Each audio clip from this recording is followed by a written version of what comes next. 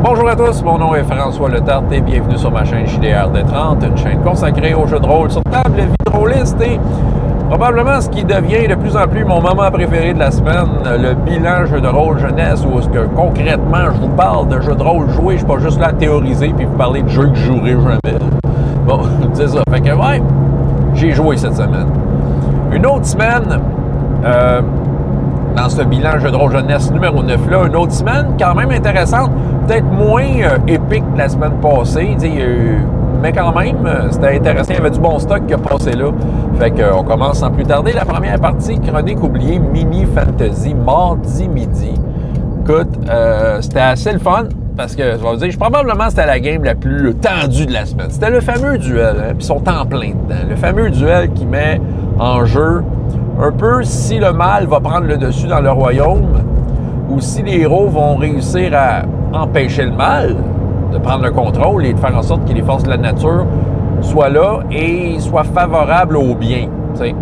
Les forces de la nature, elles, au centre, sont bien neutres et si quelque chose tourne mal, elles prennent le dessus aussi neutres qu'elles le veulent et font le ménage. Bref, personne gagne si les forces de la nature gagnent. Fait qu'il fallait pas qu'il y ait de triche. C'était ça, c'est une des affaires. C'était une des conditions. Ça a quand même été le fun. Il y avait c'était à plusieurs paliers, là, cette séance-là. Il y avait entre autres les deux personnages savants. Il y a un halfling et un humain qui devaient saboter un tunnel secret récemment découvert. Ce tunnel-là mène vers... On ne sait pas où encore au niveau de ce groupe-là. Moi, je le sais. Mais c'est ça. Sauf que ce qu'ils savent, c'est que ce tunnel-là alimente le mal. Puis c'était une façon pour le mal de... Bref, augmenter les forces, leurs forces, pour faire en sorte que le duel soit en leur faveur absolument. Qu'il y ait toutes sortes d'avantages et de cadeaux qui arrivent du côté du mal et que les forces de la nature ne voient pas ça comme une triche. Fait que c'est ça. Fait que là, il y avait toutes sortes d'enjeux. Fallait qu'ils sabotent le tunnel. Il avait ramassé des yeux de golem des yeux d'un golem là, dans un pit de lave. Fallait qu'ils mettent ça à leur bombe. C'est ça qui détruirait comme un peu le tunnel, c'était ça. Puis j'ai mis des espèces de soldats sans visage qui surveillaient l'endroit, qui attendaient un groupe de filles qui arrivaient de l'autre extrémité du tunnel. Puis là, il semblerait, de la façon que j'ai décrit ça, il y avait une rencontre là, qui allait se produire. Donc, c'est sûr que les deux personnages ont dit, c'est sûr que ça sent pas bon, peu importe c'est quoi, c'est clairement pas pour nous aider. Fait que c'est ça. Eux autres, ils ont bien fait ça, sérieusement, ils ont été stratégiques. De toute façon, là, toute la game, là, juste peut-être ouvrir la parenthèse, chaque jet de dés, chaque move, c'était déjà ça que j'avais dit la semaine passée, mais c'était encore plus ça, là. Chaque affaire était surveillée de près. Chaque fois que je collais une difficulté, un enjeu, roule telle affaire, avec avantage, avec désavantage, en non, pas désavantage, tout comptait, là. Eux autres, c'est ça, ils pensaient à leur affaire, là, on fait ça dans tel ordre, tel ordre, tel ordre. Écoute, ils ont bien joué, parce que j'avais quand même mis ça dangereux pour eux autres, puis ils ont réussi à éviter pas mal tous les dangers. Sérieusement, ils ont bien joué, ils ont utilisé leurs atouts. Il y en a un qui avait une potion d'invisibilité, ça aide pas mal. Puis, ils s'en sont sortis, en fait, sans perte de points de vie. Tellement qu'ils ont même un peu... ils ont pris un risque, mais un risque calculé. C'est qu'ils ont fait sauter la bombe d'avance quand ils étaient relativement proches, pour être sûr que le tunnel se ferme avant que les faits arrivent. Pour être sûr que, justement, la fameuse rencontre fée et soldats sans visage arrive. Parce que moi, j'avais prévu que ça irait mal pour les joueurs si ça se faisait, cette rencontre-là. Et j'étais prêt à tout. J'étais prêt à ce que ça arrive. Mais c'est ça, c'était pour leur donner un petit peu de feu aux fesses aux joueurs et ils ont bien joué. Fait que là, ça faisait une scène épique, là, le tunnel explose, il s'effondre, fait que ça coupe un peu l'effet du mal dans le duel. Puis les deux personnages ont comme revolé comme dans un film. Ils courent, là. Le fameux, ouais, c'est ça, le fameux du cours, là, puis il y a une explosion en arrière de toi, là, c'est ça. C'était cool de même. Cool de même. Le duel pendant ce temps-là, écoute, c'était haut en couleur. Je te dirais que l'orc du groupe, qui s'est fait nommer général et qui est un clerc, dans la dernière séance, il se faisait offrir des cadeaux là, pour comme étant un prochain général. Renie ton Dieu, check bien ça, tout ce qu'on va te donner. Puis, je commençais à faire l'étalage de ce qu'il pouvait avoir. Puis, je m'étais dit, peut-être qu'il va accepter. D'après moi, il n'acceptera pas. Il va y aller au groupe, mais bon, j'étais prêt à tout. J'étais vraiment prêt à tout. Puis là, il a décidé, non, je saute dans l'arène. Ça y est, la triche. Les forces de la nature commencent à se manifester. L'arbitre, l'élevage du groupe, a fait un arrêt du temps, c'est un de ses pouvoirs, pour comme dire, wow, time out. Puis là, c'était limité parce que les forces de la nature pouvait quand même décider de son arrêt du temps. Elle a fait un arrêt du temps parce qu'elle a été désignée comme arbitre. Puis il y a d'autres elfes dans l'assistance, personnages non-joueurs, qui ont fait un arrêt du temps pour embarquer dans le même arrêt du temps qu'elle. Puis là, il y a eu une discussion, là. Là, il y a de la triche, qu'est-ce qui se passe, tout ça. Fait que là, les elfes disent, on n'a pas le choix, selon les règles des forces de la nature, ça prend quelqu'un d'autre pour affronter le nouveau concurrent. Fait que là, les forces de la nature ont désigné qui, vous pensez? Vous ai-je pas dit qu'il y avait un dragon qui tournait autour de ce terrain-là? Voilà. Le dragon est arrivé. Ouah! Là, les joueurs, c'était coup de théâtre over. Là, le dragon, il est arrivé, là, puis là, il capotait. Mais tu sais, le gars, il l'a fait en Lego, son dragon. Il était gros de main, je lâche mon volant. Faut pas. Il était énorme, son dragon. Énorme.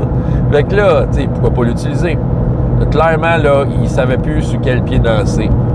Mais pourquoi un adversaire aussi fort? C'est de la triche. Ben c'est ça. À ce moment-là, le tunnel n'avait pas explosé. C'est ça.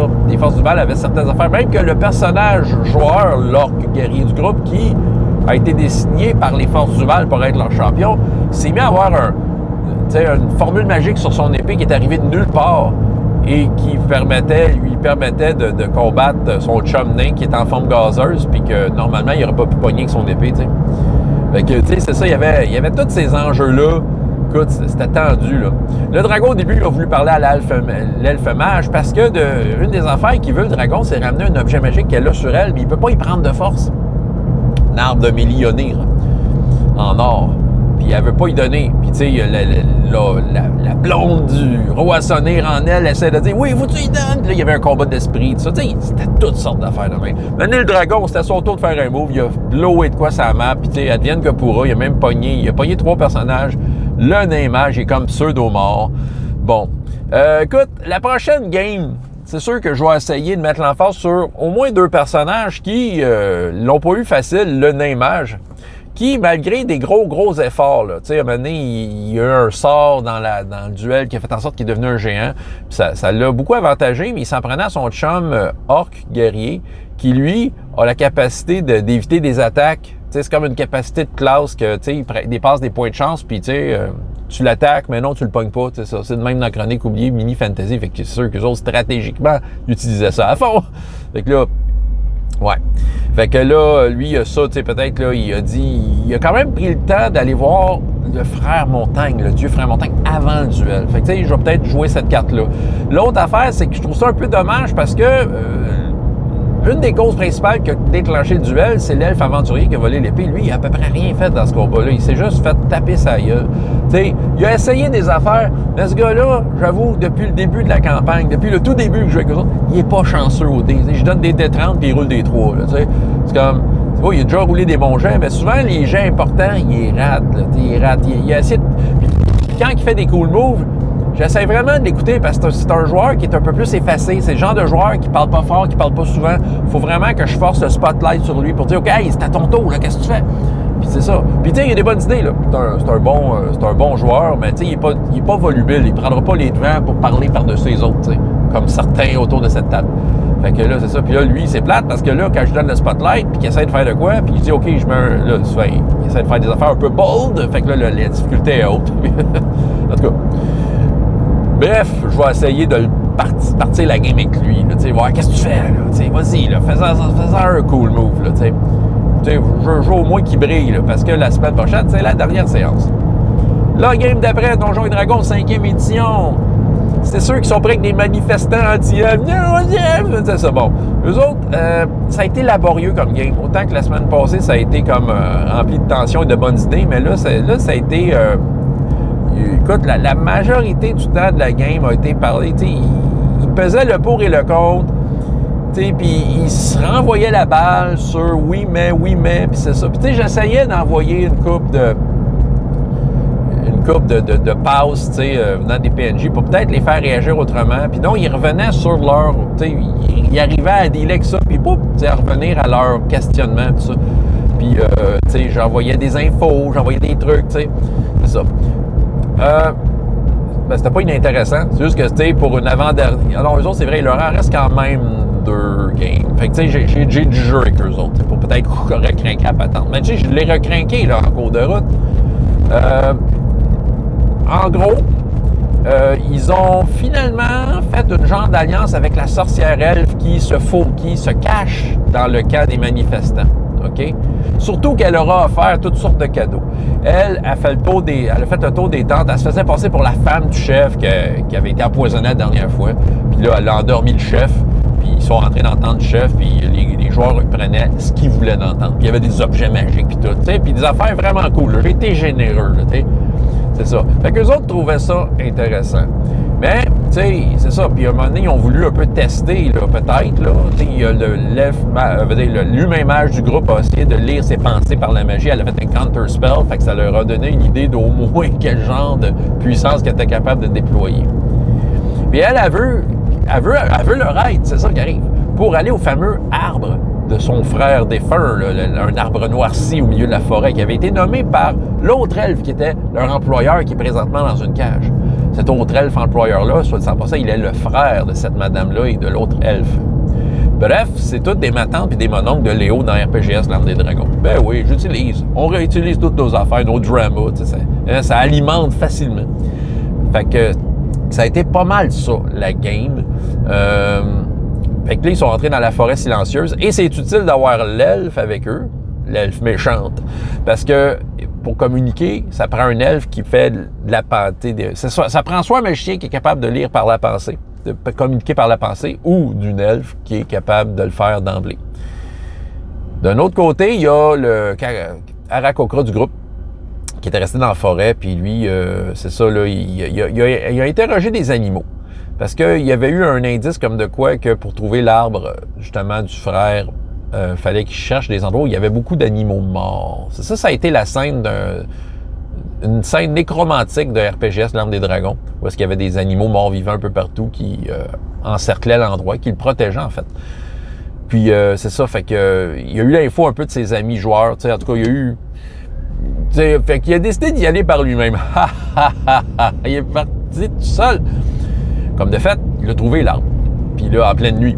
Mais il a vu que le dragon blanc, oui, un autre dragon, chevauché par quelqu'un, était là. Il a fait la rencontre du dragon et de la personne.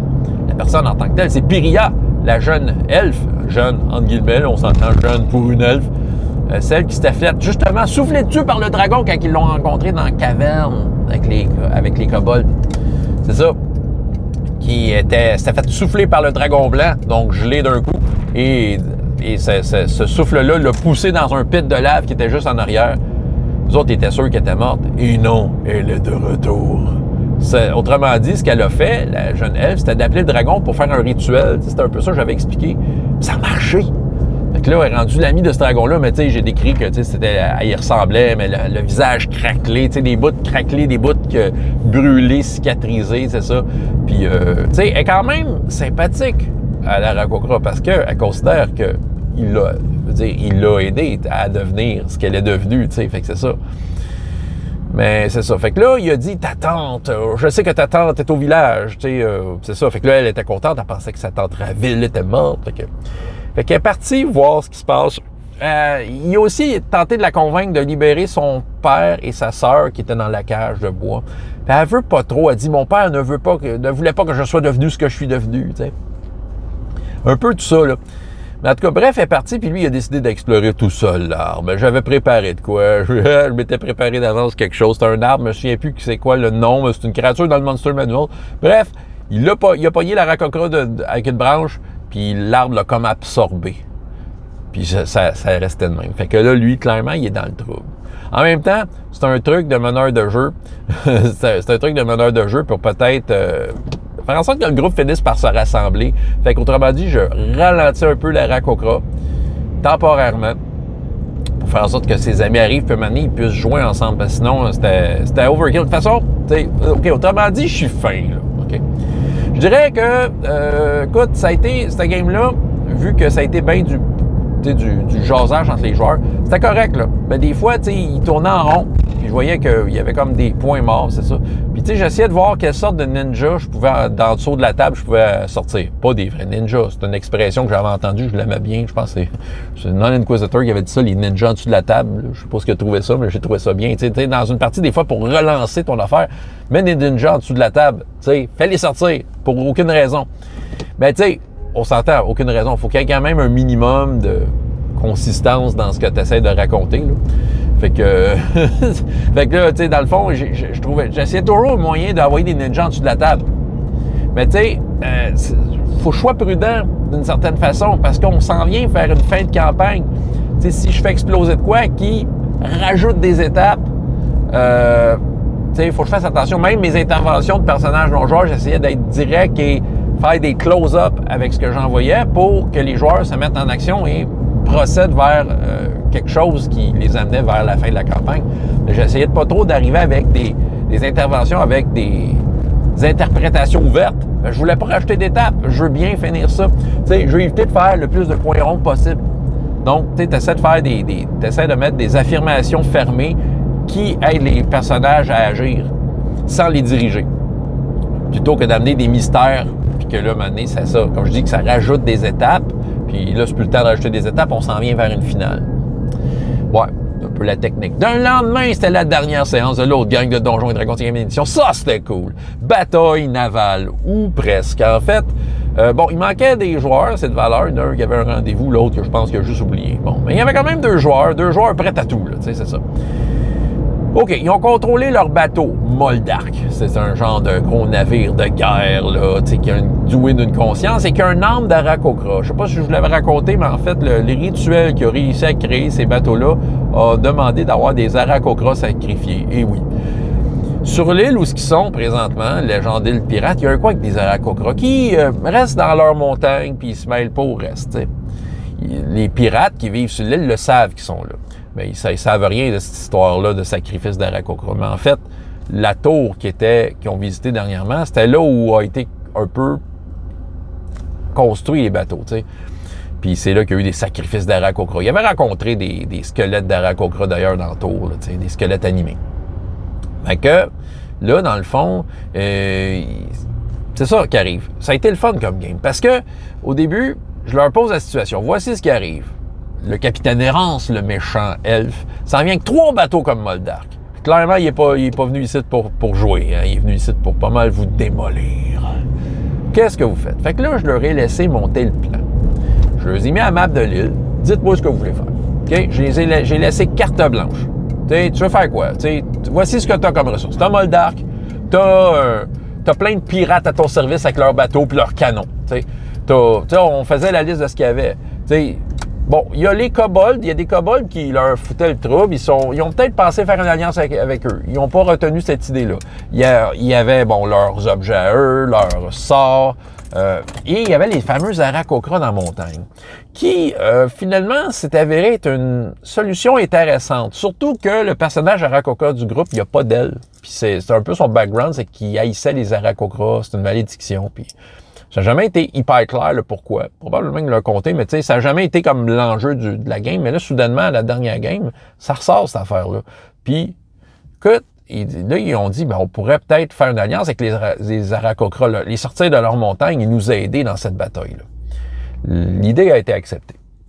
Fait que par voie magique, là, on était dans la dernière game, il y avait comme le même principe de téléportation que le mage assistant du capitaine pirate avait, puis il dit « Ah ouais, on peut se téléporter, puis c'est ça, puis vous l'avez fait là-bas, puis c'est ça. » Puis là, ils ont réussi à se rendre très rapidement à la petite montagne où il y avait les Aarakocra pour faire une négociation. Ça a été intéressant comme scène, parce que j'ai vraiment mis en scène la moquerie des Aarakocra à la vue de cet Aarakocra sans aile. Mais lui, il dit, je veux vous aider, il y a les bateaux qui s'en viennent, c'est les fameux bateaux qu'il y a certains de vos frères qui ont été sacrifiés pour être créés, tout ça. Fait que, tu sais, il a bien joué ses cartes, il a fait un bon roleplay, une bonne présentation, tout ça. Ça a été bien développé, tout ça. Puis surtout que, bon, il a fait un genre de, je ne sais pas si c'est... Il a fait un genre de stealth, ou je sais pas trop quoi, tu sais, pour peut-être s'approcher, ou en tout cas...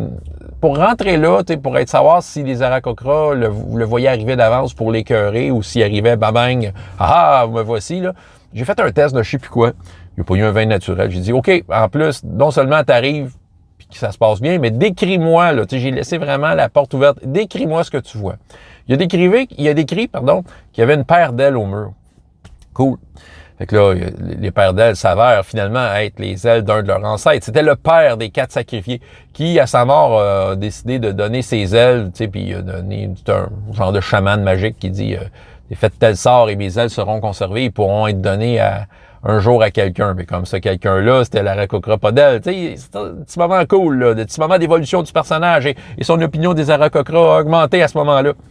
Fait que ça a permis, en fait, de faire toutes sortes de scènes cool après, de prendre possession déjà d'un bateau qui s'était mis à part des autres dans l'île, tu sais, parce que là, je faisais la progression des bateaux autour de l'île. Maintenant qu'il était sur une montagne, il était capable de voir un peu le contour de l'île, donc il voyait la progression des bateaux, tu sais. C'était intéressant. Ils ont vu aussi que j'y étais logique, tu sais, puis là, j'ai mis des bateaux à des certaines places, puis c'est là qu'ils sont aperçus qu'il y avait certains de leurs plans qu'ils avaient proposés, finalement, qu'ils ont dit, on le fera pas. Puis c'est là qu'ils sont aperçus que finalement, c'était une bonne idée de pas le faire parce qu'ils ont vu la progression des bateaux ennemis puis ils se sont dit, en effet, on aurait été mal pris si on aurait été là à la place ou en tout cas, ça n'aurait pas aidé. Fait que là, des scènes où des bateaux se font détruire parce qu'ils ont fait un mur de bateaux pirates puis là, les bateaux ennemis sont arrivés là-dedans, ils ont démoli ça avec leurs espèces d'ailes en métal. Tu sais, c'était un vrai blender, un mélangeur électrique. Mais ils ont pensé à tout. C'est ça. Fait qu'ils ont pris possession d'un bateau grâce aux Aarakocra. Ils ont réussi à retrouver une façon de parler, finalement, à l'âme de l'Aarakocra qui sert un peu à alimenter le bateau. Vu qu'il y avait des Aarakocra, ils s'étaient fait invoquer un élémentaire de l'Aarakocra. C'est un genre de pouvoir qu'ils ont quand ils sont une gang, tu sais. Écoute, c'est ça. Puis là, rendu à la ville de pirates, où est-ce que il restait 2 bateaux à aller chercher sur 3, là, ils n'avaient maîtrisé un. Ben, il dit, on va prendre Moldark, on va essayer de le prendre en tenaille, tout ça. En tout cas, il avait pensé à une stratégie, mais le méchant elfe qui contrôlait les 3 autres bateaux, il s'était téléporté sur Moldark. Puis il est en train d'en prendre possession. Fait que là, ça allait mal. Fait que là, tu sais, écoute, l'elfe, il s'est mis à pitcher des boules de feu, puis tout ça. Il y a un des personnages qui est comme genre mort. En tout cas, bref, il a fini par être stabilisé, mais bon, le personnage était out. Ce qui fait que tout reposait principalement sur un autre personnage joueur. Quoique, il y avait tellement de choses à faire parce qu'il y avait il pouvait prendre plein de pirates, faire des attaques, plein de Aarakocra pour faire toutes sortes de moves. Fait que, tu sais, le joueur, même si son personnage était mort, c'était intéressant parce que je pouvais y donner plein de choses à faire.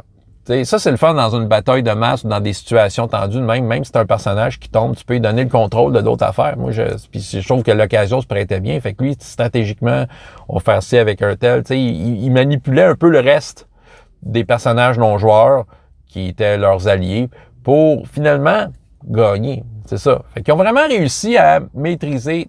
Là, ils ont entre leur possession 4 bateaux de ce genre-là. Des bateaux hyper puissants, hyper dangereux. Ils sont tous bien même, juste 3e niveau. Puis c'est ça, ce qui arrive, parce que il y a des chances que je rejoue avec eux l'année prochaine. Fait que clairement, il va falloir que je considère, parce que je pense pas qu'ils vont vouloir partir avec des nouveaux personnages. Là, 4-6 bateaux, c'est cool. Fait qu'on va voir. Mais tu sais, je vais comme un peu mettre dans le bag comme de quoi qu'ils ont comme allié 4 machines de guerre de fou, là, tu sais. Puis c'est ça. Fait que ça va être pas mal intéressant. Ouais. Dernière game que j'ai faite cette semaine. Chronique oubliée Mini Fantasy. C'était hier. Ça a été... encore une fois, ça a été un peu ambigu. Je partais peut-être avec l'idée qu'il voulait faire un tour de dragon, maintenant qu'il pouvait communiquer avec. Puis tu sais, j'étais vraiment sous cette impression-là et je me suis un peu trompé. Je pense qu'ils ne savaient pas quoi faire avec le dragon. Parce que, en fait, au début, il y a eu une discussion. Puis ils ont finalement dit, on va lui donner l'ordre, parce qu'il était maintenant... Il faut donner quelques ordres au dragon, tu sais, puis ils savent que c'est temporaire. C'est un peu ça l'enjeu. Ils savent qu'ils ont un peu le dragon comme problème. Ils savent qu'ils ont un gars à ramener à leur employeur de la première game, puis que cet employeur-là, au fil de la campagne, j'avais planté des graines par rapport à ça. Je vais essayer de vous raconter ça brièvement, mais ils ont comme... Leur employeur, là, sérieusement, là, ça a été la première scène qui a duré 5 minutes. C'est une madame qui a dit « Faut que vous retrouviez tel gars parce qu'il s'en va dans le camp ennemi dire où est notre village caché. » C'est ça. C'était ça l'aventure, finalement. C'est tout simple que ça. C'était un job de chasseur de primes qui a comme déboulé sur un feu roulant d'événements. Feu roulant, une boule de feu roulant, je dirais, là, mais bon. En tout cas... Fait que là, c'est ça. Fait que là, c'est développé sur plein d'affaires, puis c'est ça. Puis là, il y a comme des couches d'informations qui sortent. Puis à un moment donné, en plantant des graines pendant la campagne, ils ont rencontré du monde qui connaissent cette madame-là, puis qui pensaient qu'elle était morte. Elle était supposée être morte, mais comment ça se fait qu'elle est encore vivante? Puis je suis sûr qu'elle était morte. Je l'ai tuée, c'est moi qui l'ai tuée, mais non. Fait que là, OK, vu qu'ils ont là, genre juste vu 5 minutes, c'était comme ah, OK. Sauf que là, tu sais, ça a commencé à les titiller, tu sais, ça les travaille, tu sais, pourquoi qu'elle est encore vivante, ça? Ils savent pas trop. Mais bref, là, je m'en vais sur une dernière game avec un gros mystère. Tu sais, vous savez ce que j'ai dit tantôt, c'est par rapport au mystère, là, des fois, ça ouvre des portes pour rajouter des étapes, là. Et là, j'ai comme un peu entre les mains un drôle de gros mystère, là. Puis je pensais qu'en prenant, qu'il aurait pris le dragon, qui serait allé là, puis qu'on aurait travaillé sur ce mystère-là comme de façon directe. Mais non, là, on a fini la game, ils sont comme pas mal là où ils ont commencé. Et là, le dragon, ils l'ont comme renvoyé. Mais ce qui est drôle, c'est parce que, tu sais, la sorcière, Marie Automne, qui pensait avoir tué la dernière fois, celle qui avait fait la potion, ben c'est parce qu'ils ont oublié de checker si elle était vraiment morte. Classique, hein? Puis, tu sais, là où ce qui était, ben, elle était pas seule, elle avait plein d'amis. Fait que, tu sais, moi, j'ai comme meneur de jeu, maître du temps et de l'espace, tyran, qui coupe les cheveux à tous ceux qui aiment la narration partagée. Eh bien, il y a un de ses amis elfes noirs qui est allé lui donner une potion de guérison. Et elle a disparu. Elle s'est téléportée ailleurs. Moi, je sais, elle est partie où? Elle est partie à sa montagne, la montagne d'Ursut, la fameuse montagne du sorcier Xor. Là. Ça aussi, c'est une affaire qui vient d'une autre campagne que je nommerai pas. Ben, vous savez, vous devez vous douter laquelle. Puis, c'est ça. Puis elle, vu qu'elle a bu un peu de potion, elle contrôlait aussi le dragon. Enfin, c'était drôle parce qu'il y avait une partie de ping-pong. C'est comme, c'était comme, le dragon, c'est comme une balle de ping-pong parce qu'il disait, va... Tu sais, à un moment donné, ils ont découvert qu'elle était partie. Fait que, va trouver une telle, Marie Automne, et va la détruire. Là, 2 minutes après, le dragon revenait, puis il avait l'air de vouloir détruire le village. Non! Vas-y! Fait que là, à un moment donné, ils ont fait 2-3 fois ça, jusqu'à temps de dire, wow, attends un petit peu, on est en train de brûler nos chances de contrôler le dragon, parce qu'à un moment donné, c'est des jets de dés qui augmentent à chaque fois. La difficulté augmente à chaque fois. Ce qui fait que là, à un moment donné, ils vont rater leur shot, là. Ils vont rater leur coup, là, puis le dragon va être lâché lousse, là. Qui aura le contrôle du dragon temporairement à ce moment-là? C'est ça. Fait que là, ils ont trouvé un contre-ordre. Dire, va te cacher et coupe les communications avec tout le monde, même nous. Jusque-là, ça va. Stratégiquement, les héros avaient quand même beaucoup de chance. Ils étaient 2 à avoir pu prendre la potion, tandis que la sorcière était toute seule. Puis chacun, individuellement, ont les mêmes chances de contrôler le dragon. Fait que là, ils auraient pu utiliser ça à fond, là, tu sais. Mais je pense qu'ils ont été prudents. C'est correct. C'était sage, en fait. C'est une sage décision. C'est juste qu'au point de vue de l'aventure, ils sont un peu au point de départ. Puis il reste une séance. Puis j'avoue que là, je pense que leur enjeu de finale, c'est de savoir, OK, qu'est-ce qui se passe si le dragon, il est lâché lousse? T'sais? Je pense que ça va finir c'est parti pour être un peu dramatique, leur affaire. Parce que là, à la fin, il était un peu... Là, on a fini la séance, mais c'était pas concerté. Là. Il y en a un qui essayait d'analyser d'autres potions qu'il avait trouvées, voir s'il pouvait reproduire la potion pour contrôler les dragons. Ils sont aperçus qu'il y en a une que c'était un poison, c'était un piège que la sorcière avait laissé. Fait qu'ils ont été wise là-dessus. C'est ça. Il y en a un que, bon, son personnage était mort la dernière fois. Il s'était créé un personnage chasseur de dragons. Puis plusieurs fois, il a essayé de faire des cascades pour sauver le dragon. Puis je donnais des difficultés relativement possibles. En fait, c'était un test opposé avec le dragon. Mais le dragon roulait pas bien. Fait qu'il y avait des chiffres. Mais il ratait à chaque fois. Bon, c'était comme, so what? Puis fait que c'est ça. Fait que lui, il va falloir que je trouve de quoi à faire. Peut-être que, je vais peut-être y passer en dessous de la table un petit atout là, pour y donner un avantage qui peut essayer de faire avancer l'histoire la prochaine fois. Et encore une fois, un avantage clair, là, pas une affaire, pas un mystère ouvert, mais une affirmation fermée qui fait en sorte, OK, on peut agir, puis go, on le fait. Puis t'as l'elfe guerrière du groupe, là, qui avait commencé dans un endroit étrange dans le monde cosmique, mais qui s'est fait ramener parce que, en tout cas, c'est une autre magicienne qui avait rencontré dans la campagne qui tripe d'être dans le monde cosmique, puis pour la remercier, ben elle l'a comme juste libéré du monde cosmique. T'sais. Elle, c'est une guerrière, c'est pas une magicienne. T'sais, dans le monde cosmique, quand t'es magicien, tu viens un peu fou, là, tu viens un peu drogué, là, tu veux toucher le dragon noir, mais quand t'es pas magicien, t'en as rien à cirer, tu veux juste t'en aller. Fait qu'elle est partie! Mais quand même, ça a été un au revoir touchant avec la sorcière puis tout ça. Parce qu'il y avait quand même une relation intéressante entre les deux. Puis ça, elle a le pouvoir de se faire venir une monture. Fait que là, écoute, dans les circonstances, elle aurait pu avoir le dragon temporairement. Elle y a pensé. Encore là, sagesse et prudence à dire « Oh non! » Parce que si le dragon se veut contre moi... Surtout que c'est une elfe, tu sais, elle avait... J'y dis pas, là. Puis là, ça écoute l'émission, bon, c'est ça, on va le savoir, là. Mais tu sais, elle avait quand même un gros avantage, étant donné qu'elle est une elfe. Les elfes et les dragons dans le monde d'RPGS ont comme une super relation. Dans les anciens temps. Et ça peut peut-être revenir, qui sait. Mais c'est ça, elle a décidé de se faire venir un griffon, puis elle a dit, moi, je vais prendre un griffon, puis je vais m'en aller. OK. Fait que là, cette semaine, avec eux autres, la stratégie, c'est probablement que je vais déjà je vais peut-être faire un peu plus de préparation dans le sens de leur donner des faits, OK? Dans le Teams, en espérant qu'ils lisent. Fait que je vais les taguer, je vais mettre leur nom, là, tu sais, telle information, telle information, pour que ça pop encore plus dans leur feed quand ils checkent leur Teams. Donc, au pire, je leur dis à la prochaine game. Mais c'est parce que c'est surtout pour aussi inciter tout le monde à être là pour la dernière game, parce que, tu sais, des fois, il y a du monde in and out, là. Mais là, essayez d'être tous là, tu sais. Puis c'est ça, ça va être ça ma stratégie. Je vais comme leur donner peut-être déjà d'avance des trucs sur lequel ils doivent travailler, méditer pour qu'ils puissent agir la prochaine fois, parce qu'il reste une séance, il reste un 50 minutes avec eux autres, puis ça peut finir. Je vais être obligé de finir. Mais tu sais, je veux faire, si j'ai des coins ronds à faire, je veux faire des beaux coins ronds. Tu sais, je veux pas, c'est ça, tu sais. Autrement dit, parce que j'ai envie de faire une belle finale. Il y a moyen qu'il y ait une belle finale. C'est parce que je veux juste savoir eux autres où ils s'en vont. C'est ça qui arrive. Je veux voir où ils s'en vont, et moi, je vais leur donner plein d'informations pour les aider à trouver la dernière séance, voici ce qu'on fait, en tant que groupe, voici ce qu'on veut faire. C'est ça que je veux, c'est comme que le groupe se soude et qu'il décide. Voilà, c'est ça que j'avais à vous raconter ce matin. François Letarte, JDR des 30, et jusqu'à la prochaine fois, ayez autant de plaisir dans la vie que dans les jeux. Au revoir.